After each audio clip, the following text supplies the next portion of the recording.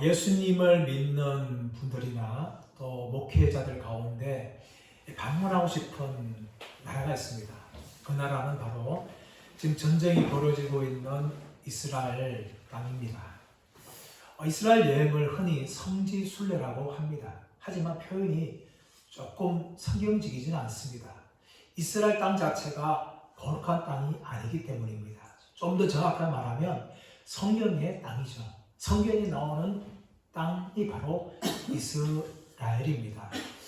신동원 시절 때 졸업 여행의 코스가 바로 이 이스라엘 성지순례가 들어가 있습니다. 하지만 제가 신동원 다닐 때는 학비도 겨우 내고 다닐 수밖에 없는 상황이었기 때문에 이 졸업 여행은 언감생심이었습니다. 그래서 제 마음 가운데 나도 이스라엘 땅 가고 싶다. 그런 간절한 소망이 그때부터 있었고 그것이 제 마음 한편에 있는 기도 제목이기도 했습니다. 그런데 하나님 은혜로 제가 이스라엘과 이집트를 방문할 기회가 있었습니다. 서울교회 사역할 때에 어른들이 이스라엘 땅, 이집트 땅을 방문한다고 계획을 세웠습니다. 그리고 함께할 수행할 부목사로 바로 제가 선정이 되어서 하나님의 은혜로 이스라엘과 이집트 9박 10일에 걸쳐서 방문하여 다녀온 적이 있었습니다. 얼마나 기뻤는지 모릅니다. 오늘 사도 바울도 이 로마에 대해서 방문하기를 원한다라는 자신의 의견을 표현을 합니다. 하지만 사도 바울이 로마 제국 내에서 수도이며 가장 유명한 도시며 가장 많은 사람들이 살고 있는 그 로마를 관광하기 위해서 방문하기 원한 것은 결코 아니었습니다. 사도 바울은 로마에 있는 관광 명소에 대한 관심이 있는 것이 아니라 로마에서 예수 그리스도를 주로 믿고 있던 로마 교회의 성도들에 대한 이 관심을 가지고 있었어요. 그런데 관심만 가지고 있었던 것이 아니라 사도 바울은 그것을 방문하기를 간절히 원하였습니다. 하지만 사도 바울은 그 간절한 마음에도 불구하고 로마 교회를 방문하지 못하였습니다. 때로는 심한 핍박으로 인한 질병 때문에 몸이 아파서 가지 못하였고 또 때로는 사탄의 방해 때문에 가지 못하였고 때로는 하나님의 계획이 아니었고 하나님 때가 아니었기 때문에 사도 바울은 자신이 가고 싶었지만 지금까지 길이 막혀서 못 갔다라고 사도 바울이 로마 교회 성도를 향하여 편지를 썼습니다. 그런데 불구하고 사도 바울은 자신이 직접 가지 못하였지만 로마 교회 성도들에 대해서 지속적으로 관심을 가지고 있다는 것을 오늘 자신의 마음을 이 편지를 통하여 이야기하고 있습니다. 8절 말씀 보십시오. 자, 8절 말씀 보시면 먼저 내가 예수 그리스도로 말미암아 너희 하나님께 강하여 내 하나님께 감사함은 너희 믿음이 온 세상에 전파됨이로다 라고 말합니다. 사도 바울은 로마 교회에 관심을 굉장히 가졌어요. 여러분, 사람이 무엇인가 관심을 가지게 되어지면요 그것에 대해서 모든 것을 알려고 하고 소유하려고 노력을 합니다. 예를 들어서 이 청소년들이 아이돌에 대해서 관심이 굉장히 많아요. 그러면 어떻게 합니까? 그 아이들에 대한 프로필을 다 파악을 하게 되어지고 그 아이들이 좋아하는 음식도 먹기 원하고 옷 스타일도 따라하게 되어지고 아이들 사실 큰 두루마리도 자기 벽에 붙이면서 이 모든 관심을 다 표현하죠. 이 관심을 가진 만큼 그 사람에 대해서 알아가고 집중을 합니다. 특별히 이 아기를 키우고 있는 엄마들 같은 경우는 아이들한테 얼마나 관심인지 몰라요. 저 건너방에서 아이가 신음소리로 울어도 엄마는 얼마나 촉이 밝은지 몰라도 달려갑니다. 그래서 아이가 무슨 일이 있는지 확인하는 것이 엄마죠. 반면에 아빠는 엄마에 비해서 이 촉이 굉장히 무딥니다. 왜 그럴까요? 엄마들이 아기들에 대해서 관심을 굉장히 가졌기 때문입니다. 사도 바울도 지금 로마 교회를 향한 관심을 표현하는데 내가 너희들로 인하여 내 하나님께 감사한다라고 이야기하면서 9절 말씀 보시면 너희 믿음이 온 세상에 전파됨이로다 라고 이야기하고 있습니다. 사실 이 표현은 굉장히 좀 과장적인 표현이죠. 아무리 로마 교회 성도들의 믿음이 좋다 한들 어떻게 온 세상에 전파됩니까? 이 온 세상은 어떤 곳일까요? 바로 사도 바울이 선교여행을 통하여서 교회를 세웠던 그 지역에 이 로마 교회 성도들의 소식이 전파되었다는 거예요. 사도 바울은 지역 방문할 때마다 로마 교회 성도들의 대단한 믿음에 대해서 들어서 굉장히 기뻐하고 내가 그것 때문에 하나님께 감사한다라고 이야기합니다. 그리고 사실상 로마 교회 성도들의 믿음은요 대단한 거예요. 왜냐하면 이 로마라는 도시는 제국의 수도이기도 하지만 우상 숭배의 중심이었습니다. 온갖 신들을 섬겼던 장소였고 황제를 신을 섬겼던 장소였습니다. 그런 장소에서 오직 예수 그리스도만을 하나님으로 섬기는 믿음은 정말 대단한 믿음입니다. 그 사도 바울이 그 믿음에 들었다면서 내가 너희들로 믿음을 다하여서 내가 하나님께 감사한다 하면서 사도 바울이 로마 교회에 대해 성도에 대한 관심을 가지고 있다는 것을 이렇게 표현하는 것이죠. 또 한 가지는 무엇인가 하면 사도 바울이 지속적으로 로마 교회 성도를 위해서 기도했다는 겁니다. 9절 10절 말씀 보십시오. 내가 그의 아들의 복음 안에서 내 심령으로 섬기는 하나님이 나의 증인이 되실 거니와 항상 내 기도에 쉬지 않고 너희를 말하며 어떻게 하든지 이제 하나님의 뜻 안에서 너희에게 나아갈 좋은 길 얻기를 구하노라 라고 이야기합니다. 그리고 9절 10절에 사도 바울이 로마 교회 성도를 향한 기도를 이야기하고 있죠. 9절 말씀 무슨 말합니까? 내가 너희를 위하여서 쉬지 않고 항상 기도하고 있다.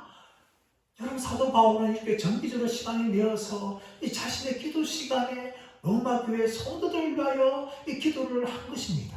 그뿐만 아니라 내가 하나님 뜻 안에서 너희에게 갈 길을 구하고 있다는 것을 10절 말씀 이야기하고 있죠. 어떻게 하든지 이제 하나님의 뜻 안에서 너희에게 나아갈 좋은 길을 얻기를 구하노라. 여러분 이거 사도 바울이 이 정도로 로마 교회 성도를 향한 관심을 가지고 있는 것입니다. 그런 기도를 하는데 내가 이제 하나님 뜻 안에서 너희 안에 가고 싶다는 것을 적극적으로 기도했다는 것을 지금 사도 바울이 9절 10절에 걸쳐서 이렇게 표현을 하는 겁니다. 그렇다면 왜 사도 바울이 이토록 로마 교회 방문을 간절하게 원하고 있습니까?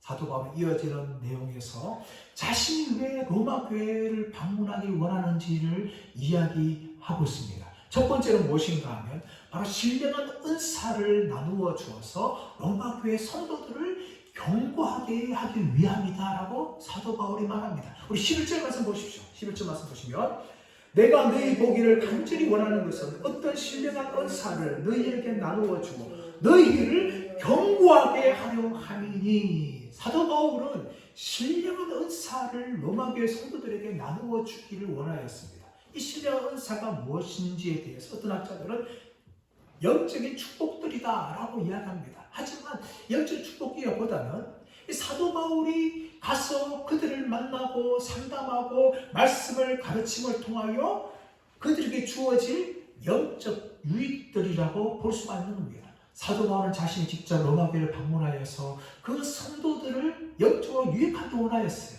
그런데 그 이유가 뭡니까? 10절, 11절 한번 말씀 보시면 너희를 견고하게 하려 함이라. 튼튼하게 하기 위함이다 라고 이야기합니다. 지금 로마교회 성도들은 이 로마 제국 수도 한가운데 있어요. 그것에서 온갖 유혹과 핍박을 받고 있습니다. 그러므로 사도 바울은 그들 달려가서 그들의 믿음이 흔들리지 않도록 그들의 믿음이 강하게 될 수 있도록 사도 바울이 영적인 유익을 주기를 원한다고 지금 이야기하고 있는 것입니다. 사랑하는 여러분, 우리의 믿음은요 가만히 있으면요 그냥 살아가는 게 아니에요. 여러분, 신앙생활을 오래 했다, 직분을 내가 받았다 해서 우리의 믿음이 강해지는 것이 아닙니다. 우리 믿음이 강해지고 견고해지기 위해서는 우리는 영적인 노력들을 해야 돼요. 그렇지 않으면요 우리 믿음이 성장하지 않습니다. 여러분, 20세기 후반에 이 클래식 음악계를 이끌었던 이 마에스트로 레너드 번스타인이라는 음악가가 있습니다. 이분이 했던 말이 무엇인가 하면 하루를 연습하지 않으면 내가 알고, 이틀을 연습하지 않으면 아내가 알고, 3일을 연습하지 않으면 청중들이 안다 라는 말이었어요. 비록 그가 세계적인 지휘자고 작곡가고 연주자이지만 하루를 연습하지 않으면 자신이 연습하지 않는 걸 알게 되어지고, 이틀을 하지 않으면 아내가 알게 되어지고, 3일을 하지 않으면 청중들이 안다라고 그가 이야기할 만큼 그는 엄청난 연습을 통하여 훌륭한 음악의 경지에 올랐던 사람입니다. 근데 그런 사람이요, 하루 연습하지 않으면 자신 실력이 형편없어진다고 이야기하는 겁니다. 여러분, 그렇다면 영적인 세계도 마찬가지죠. 여러분, 우리가 예배를 드리는데 이 예배를 한 줄 빠지게 되어지면 내가 알고이다, 내가 뭔가 이상한 걸 알게 되어지죠. 근데 두 줄을 빠지게 되어지면 아내와 가족들이 알게 되어집니다. 그런데 세 줄을 빠지게 되어지면 신앙을 다 까먹어가지고 옆에 있는 불신자들이 다 알게 된다는 겁니다. 그러므로 여러분, 우리가 신앙이 견고해지기 위해서는요, 이 영적인 노력들을 해야 합니다. 여러분, 제가 목회하면서 제일 경계한 게 뭔가 하면은 제가 개인적으로 가진 휴가 기간입니다. 특별히 부목사 때 휴가를 하다 보면 서울과 의정부 사역하다 보면 부산과 김천 지방에 이 휴가를 다녔습니다. 그러니까 제가 운전을 하게 되는 거죠. 휴가 기간 동안 온동안 제가 운전을 하게 되어집니다. 운전을 싫어하는 제가 운전하니까 정말 육체로 피곤합니다. 그런데 휴가 기간에 가장 문제는 무엇인가 하면 늘 하는 새벽기도 시간, 늘 말씀 읽는 시간들을 이 휴가 기간 동안 제대로 지키지 않는다는 겁니다. 휴가 기간 동안, 이 짧은 휴가 기간 동안 운전을 하고 또 어디 방문하다 보니까 이게 몸도 피곤하고 또 새벽 일찍일어나지 못하게 되어지고 여러 가지 악순환이 발생하는 거죠. 그러다 보면 하루가 지나고 이틀이 지나고 사흘이 지나고 4박 5일이나 6박 7일 동안 휴가 기간 동안 이 경건의 시간들을 제대로 갖지 않으니까 육체적으로도 방전되지만 가장 중요한 것은 영적으로 방전되어지는 제 자신을 발견할 때가 종종 있습니다. 사랑하는 여러분, 목사만 그렇습니까? 아닙니다. 예수 그리스도를 믿는 우리 모두 다 우리가 경건에 힘쓰지 않으면 우리 모두가 다 넘어질 수밖에 없는 겁니다. 그러므로 사도 바울은 고린도후서 13장 5절 말씀에서 너희는 믿음 안에 있는지 너희 자신을 시험하고 너희 자신을 확증하라 하고 도전을 하였던 것입니다. 사랑하는 여러분, 우리가 정말 믿음에 서 있는지 우리는 스스로 확인해야 됩니다. 그리고 날마다 우리의 믿음을 견고하기 위해서 우리는 힘써 기도 시간, 예배 시간, 말씀 읽는 시간을 열심히 우리를 해야 됩니다. 그거 하지 않으면 우리는 우리의 믿음을 스스로 다 까먹는 거죠. 믿음을 세우기는 굉장히 어렵습니다. 믿음을 강하기는 굉장히 어렵습니다. 하지만 믿음을 허무는 건요, 잠시 잠깐이면 끝납니다. 한 번 입에 빠지면요, 한 번 기도시에 빠지면요, 그렇게 우리 믿음은 다 허물어지고 마는 것입니다. 그러므로 사도 바울은 자신이 방문하여서 로마교회 성도들을 핍박과 유혹 가운데서 넘어지지 않도록 경고하기 위함이다라고 이야기하고 있습니다. 그리고 더 나아가서 여러분, 사도 바울은 그들만 경고하게 하기 위함이 아니라 자기 자신도 위로받기를 원한다라고 이야기합니다. 12절 말씀 보십시오. 이는 곧 내가 너희 가운데에서 너희와 나의 믿음으로 말미암아 피차 안위함을 얻으려 함이라. 사도 바울은 사도니까 일방적으로 로마교회 성도들을 경고케 하기 원한다 라고 말하지 않았습니다. 무엇을 말합니까? 내가 너희를 방문하여서 너희의 위로를 또 내가 받기를 원한다 라고 사도 바울이 이렇게 이야기합니다. 이것은 사도 바울이 사도였지만 얼마나 겸손한 사람이었는지 보여주면서 동시에 무엇을 보여준가 하면 이 땅에 있는 모든 사람들이 다 위로와 격려가 필요하다는 것을 보여주는 것입니다. 사도 바울은 이것을 영적인 기망으로 말한 것이 아닙니다. 진심으로 자기가 로마교회 성도를 통하여 함께 위로함 받기 원한다, 함께 격려를 받기 원한다 라고 이야기하는 것이죠. 사도 바울도 인간입니다. 그러므로 그 믿음이 강한 사도 바울조차도 로마교회 성도들의 위로와 격려가 필요했습니다. 그렇다면 여러분, 우리도 얼마든지 혼자만 믿는 것이 아닙니다. 믿음 생활은요, 혼자 있는 외딴 생활하는 것이 아니에요. 여러분, 함께 믿음의 공동체 안에서 서로 고민을 이야기하고 기도를 이야기하면서 서로를 위해 기도해주고 격려하는 것이 필요합니다.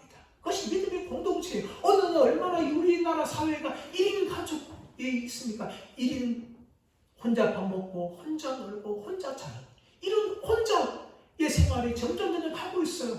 혼자가 가족이 되고 있는 겁니다. 하지만 믿음 생활은 그것이 아닙니다.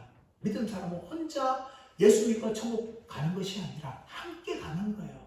옆에 있는 가족들과 이웃들과 성도들과 함께 손을 잡고 천국을 향해 나가면서 서로 격려하고 서로 위로하면서 서로 당겨주고 서로 길입니다. 그러므로 사도 바울은 피차 내가 너희와 함께 안위함을 얻기 위함이다 라고 이야기합니다. 사랑하는 여러분, 우리 주위에는 정말 위로와 격려가 필요한 사람들이 많습니다. 가족의 무거운 짐을 지고 있는 가장인 아버지들에게 위로가 필요합니다. 그리고 아이들을 키우면서 고군분투하며 가정 살림하는 엄마들에게도 위로가 필요합니다. 앞에 인생길을 바라보면서 열심히 달려가지만 지치고 또 길이 안 열린 걸 통하여 낙심하고 있는 청년들에게 위로함이 필요합니다. 또한 목회를 하고 있는 목사님들에게도 위로함이 필요합니다. 또 이 땅에 있는 정말 자영업자들, 사업가들에게도 위로가 필요합니다. 여러분, 위로가 필요하지 않은 사람은 사실 아무도 없습니다. 모두가 다 위로가 필요합니다. 사도 바울조차도 위로가 필요했어요.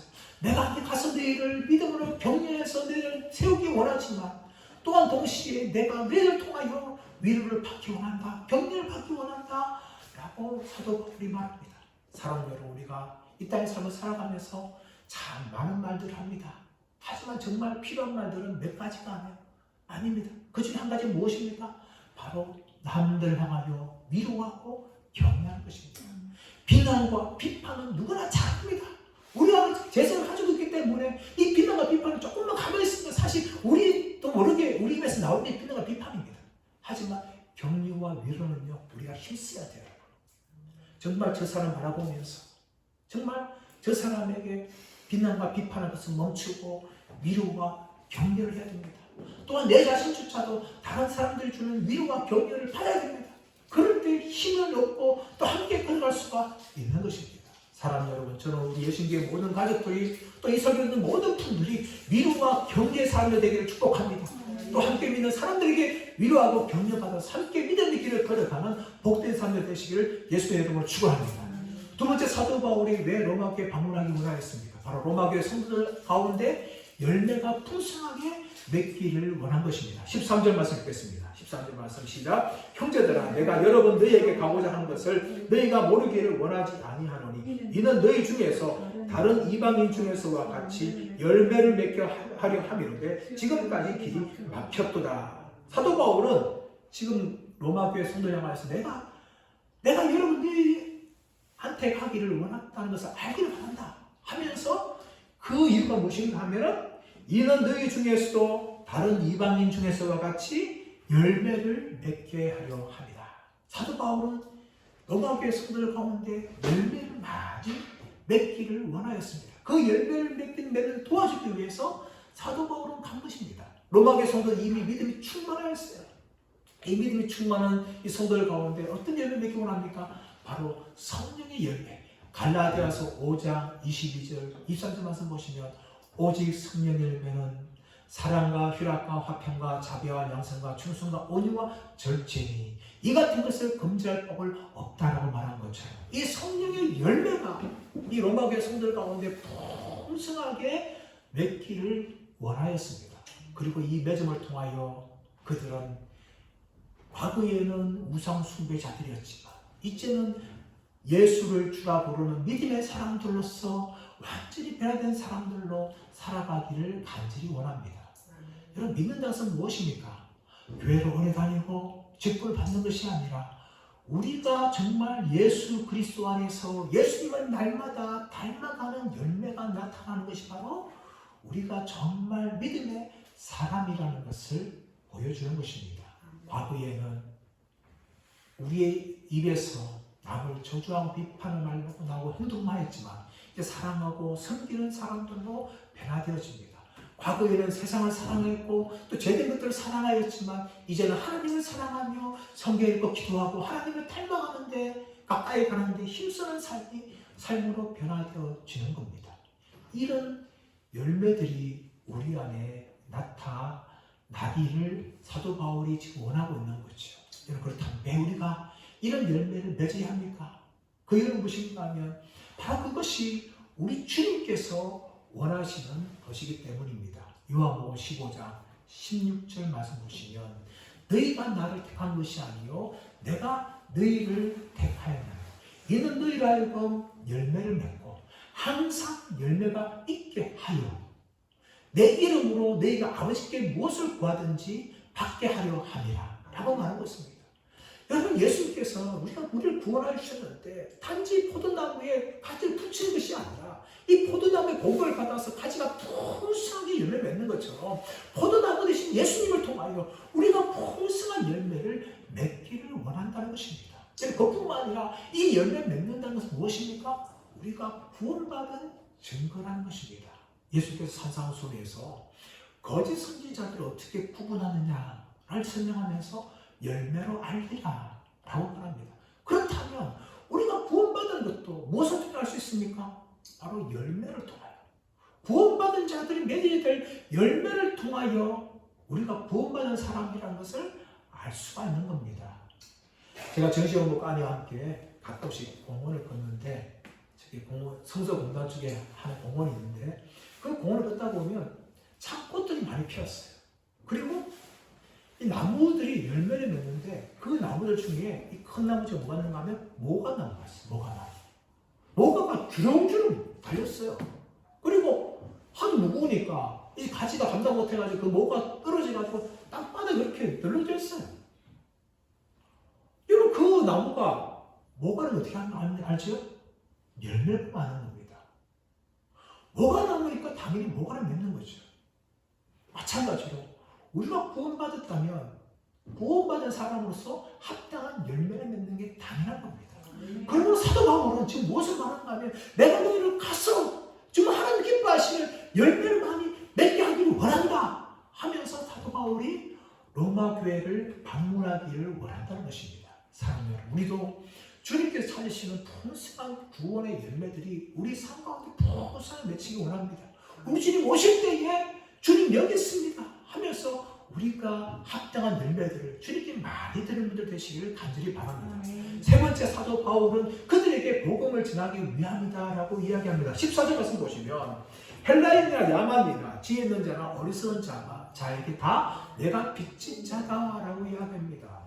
그리고 헬라인은 그리스 사람이에요. 이 그리스 문화와 그리스 교육을 접하고 배우고 그리스 말을 사용하는 사람들, 이런 사람들을 헬라인, 이 헬라 문화과 속한 사람들 다 이야기합니다. 그러나 야만인은 무엇인가 하면 헬라 교육을 받지 못하고 헬라 문화를 접하지 못하고 헬라어를 사용하지 않는, 배우지 못하고 교양이 없는 사람들을 야만인이라고 이야기하는데, 넓게 이야기하면 헬라 문화권 밖에 있는 모든 사람들이 다 이 야만인에 속해요.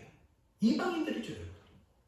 근데 사도 바울은 헬라인이나 이 자유로운 사람들이나 또 아니면 무식한 이 야만들에게 다 내가 빚진 자다 라고 이야기합니다. 즉 다시 말하면 사도 바울은 모든 이방인들에게 다 내가 빚진 자다 라고 이야기합니다.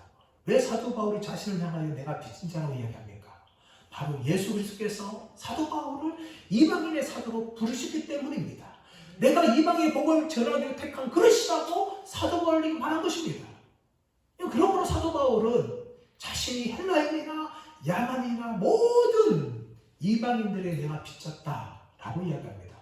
빚지다 할 때 우리가 직접 다른 사람들한테 돈을 빌려서 하는 것도 빚진 거죠.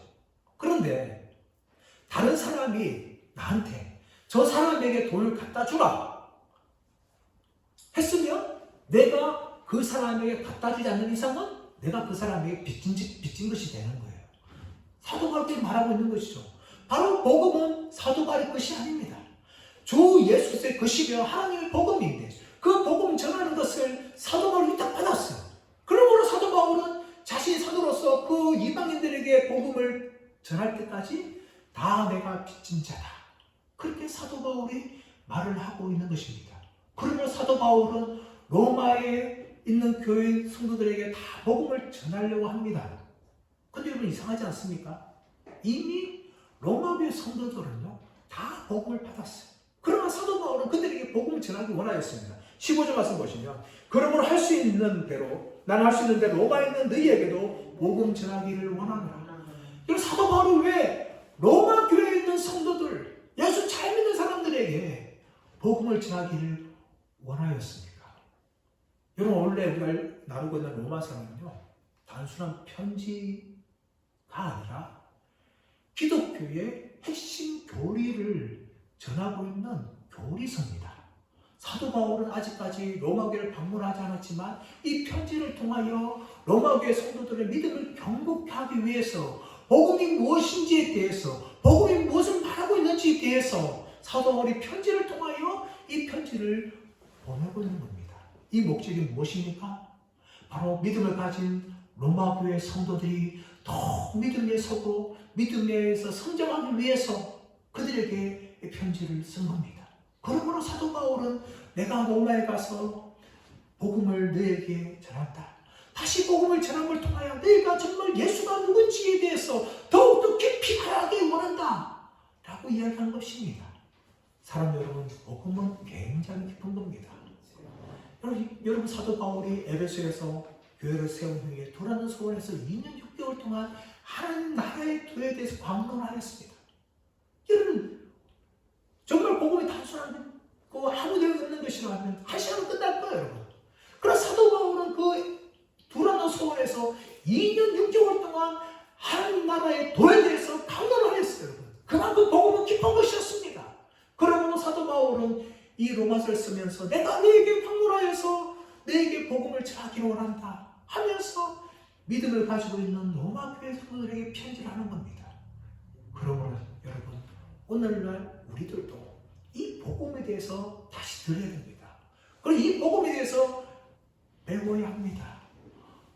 여러분, 그래도 많은 사람들은요, 나는 다 알아 라고 이야기합니다. 또 어떤 사람들은요, 아니 복음을 믿는 거는 처음 믿을 때나 믿는 거지 라고 이야기합니다. 또 어떤 분들은 예수를 오래 믿으면서 이 구원의 감격들을 다 잊어버리고 있습니다. 이런 모든 사람들에게 복음이 필요합니다. 우리는 복음을 다시 들어야 됩니다. 그리고 복음에 대해서 다시 배워가야 합니다. 아직까지 우리가 이 그리스도의 도에 대해서, 하나님의 도에 대해서 얼마나 무식한 사람인지 대해서 우리는 전혀 알지 못하면서 정말 자신은 다 한다고 생각하고 있고 자기는 정말 예수를 잘 믿는다고 생각합니다. 여러분, 아닙니다. 여러분. 우리가 로마서를 알아갈수록 우리가 얼마나 복음에 대해서 무시한 사람인지 우리는 알게 될 거예요. 사랑의 교회 원로 목사였던 고 옥하는 목사님 로마서 강의 보면 사랑교회에 있었던 어느 여집사님의 간증에 대해서 소개한 글이 있습니다. 이분이요, 다른 사랑교회 오기 전에 다른 교회에서 이미 수십 년 동안 예수님을 잘 믿었습니다. 그리고 10년 동안 주일학교 교사까지 했어요. 그런데 이사를 강남에 오게 되어서 사랑교회에 등록하게 되었습니다. 등록하게 되어지니까 이 교회에서 우리 교회 등록하려면 세가족부 5주를 과정을 거쳐야 됩니다 라고 이야기하는 거예요. 근데 이분이 참 마음이 불편한 거예요. 자기는 이미 수십 년 동안 신앙생활을 했고 또 10년 동안 주일학교 교사를 했는데 내가 무슨 또 세가족부에 들어가야 되냐 이런 마음이 들었어요. 그런데 안 들어가려고 하니까 미안하고 또 들어가려면 마음이 불편한 거예요. 그러다 고민하다가 어쩔 수 없이 이 세가족부 5주 과정을 거치게 되었습니다.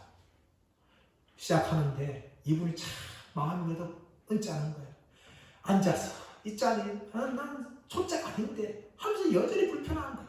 그런데 첫 주에 이 세 가지 교사를 통해서 예수님이 누군지에 대해서 그렇게 교육을 받았어요. 근데 그 교육을 받는데 자기도 모르게 자기의 눈에서 눈물이 쭉쭉 흘리는 거예요. 그러면서 그 눈물이 첫째 주, 둘째 주, 셋째 주, 넷째 주, 다섯째 주, 5주 과정을 거치는 동안 그 과정을 거치면 거칠수록 마르지 않고 계속해서 눈물이 흘러나오는 거예요. 그 이유가 무엇인가 하면 자기가 이 세 가지 교사를 통해서 예수님이 누군지에 대해서, 십자가에 대해서, 부활에 대해서 들으면 들을수록 내가 정말 예수님에 대해서 모르는 사람이었구나 라는 것을 그 자신이 발견했다는 겁니다. 그리고 그 자신이 얼마나 십자가의 도를 터득했다고 생각했는데 전혀 무죄했다는 걸 알게 되어지고 하나님 은혜에서 정말 자신이 얼마나 멀어졌는지를 발견하게 되어지고 자기 안에 구원의 간격이 다 식어져 버렸다는 것을 그가 발견하면서 눈물을 주룩주룩 5주 동안 흘렸다고 고백을 하였습니다. 사랑하는 여러분, 예수를 수십 년 믿으면서 우리가 무엇을 착각합니까? 나는 복음에 대해서 다 안다. 나는 예수님에 대해서 다 안다. 나는 예수님을 잘 믿고 있다. 라고 우리가 생각하고 있습니다. 그러나 여러분, 정말 많은 분들이 교회 다니면서 수십 년 신앙생활 하지만 예수님에 대해서 모르는 분들이 한두 분들이 아닙니다. 자신은 구원을 받아 생각하지만 어쩌면 천국에 가서 만나지 못할 사람들이 상당수가 교회 안에 앉아 있는 것이 현실입니다. 그뿐만 아니라 예수님을 믿었다 하지만 이미 마음이 굳어졌어요. 구원의 간격이 다 사라지고 되어지고 예수님에 대해서 전혀 눈물을 흘리지 못하는 무감각한 심장을 가지고 있는 사람들이 얼마나 많은지 모릅니다. 사랑하는 여러분, 그러므로 우리는 다시 복음을 들어야 됩니다. 다시 복음이신 예수님에 대해서 알아가야 됩니다. 또 세상의 유혹과 핍박을 이기기 위해서도 우리는 복음을 더욱더 알아가야 되고 복음 위에 서야 되고 믿음이 자라가야 되는 것입니다. 사랑하는 여러분, 저와 여러분이 다시금 회복되기 원합니다. 다시 복음을 들음을 통하여 우리 믿음이 반석이 서기를 원하고 이름부터 구원의 감격이 회복되기 원하고 하나님 은혜를 회복한 역사가 있기를 원합니다. 그래서 우리가 다시금 믿음이 충만해져서 정말 이 믿음 생활, 승리하는 삶을 살아가는 이 복된 길을 걸어갈 수 있는 저와 여러분 모두가 되시기를 예수의 이름으로 축원합니다.